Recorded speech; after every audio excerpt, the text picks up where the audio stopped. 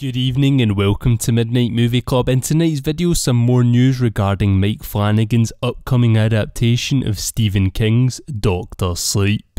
Emily Alyn Lynd, who stars as Snakebite Andy, commented on the film's story and kind of gave us an outline for what we should expect. Now, if you have read Dr. Sleep, you'll have a pretty good idea of what the plot is going to be, but for all of you who are not as familiar, this might be of interest to you. First off, before we get into what Lynn said, just some background. The True Knot are a nomadic psychic group who feed off of the steam of children who are gifted with the Shining. If you want to know more on the True Knot, I will link my explained video on them in the description box down below.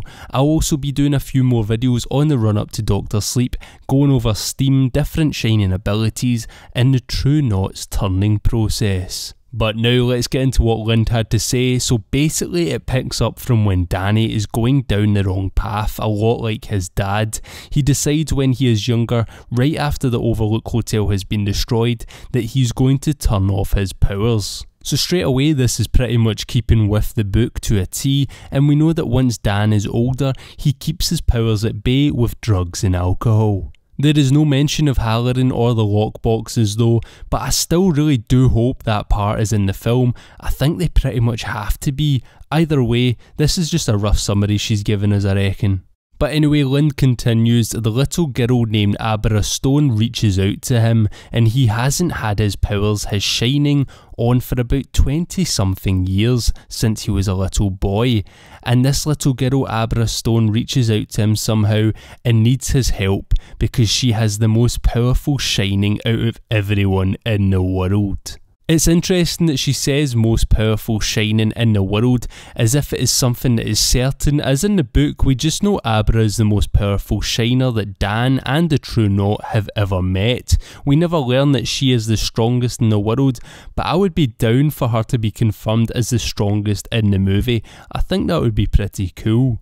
Anyway, Lynd finishes by saying so she's reaching out to Danny to try and help her because the cult called the True Knot, which I'm a part of, is trying to capture her because what they do is kill children and eat the Shining out of them, and that makes them almost immortal. So they are trying to find her. If they eat her, they will be set for years and years and years and be very healthy. It's sort of like the movie is really cool because you have two different storylines going on. You see the whole Abra Danny storyline and the True Knot storyline, and they are kind of coming together until the end when they emerge into one. The way she spoke about the film here got me really buzzing. Hearing that they are giving either side their own story and merging them together is great, as I am happy it's not all going to be focused on Dan and Abra. Even though they are our protagonists, we need to see things from the True Knot's perspective as well.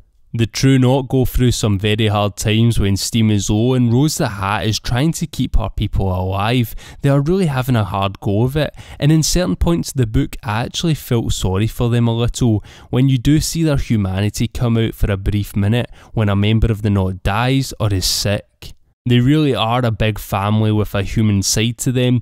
Even though they are not quite human, they are something else, some sort of supernatural hybrid. But then you do see their evil side when you need to again in all of its glory, and you remember why you hate them so much, and that's great. I think if they can make us feel sorry for the True Knot but also hate them at the same time, but understand why they do what they do, then the film will work great and they will do them justice.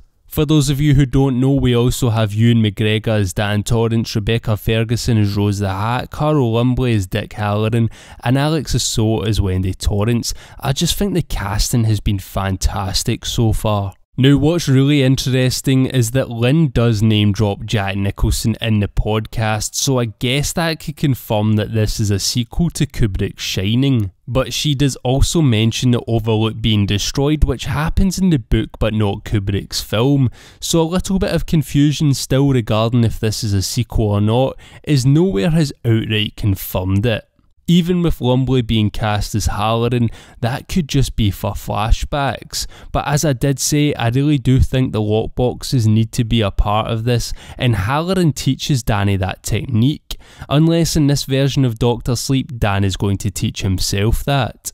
I really cannot wait for this film. I'm just praying I enjoy it as much as the book, but with Flanagan directing, I am feeling pretty confident that this is in safe hands.